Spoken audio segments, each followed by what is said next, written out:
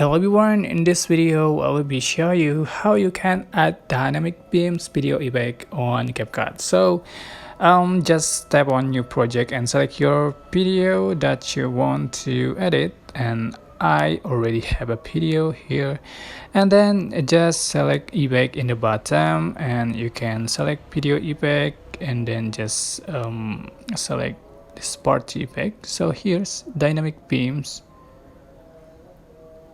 Okay, you can adjust for the option here, then click OK and adjust for the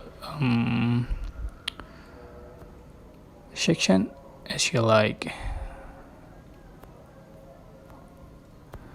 Okay, here we go.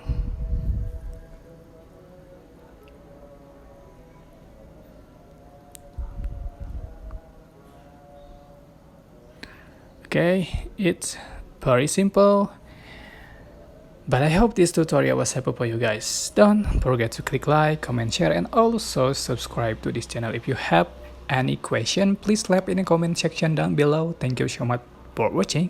Bye.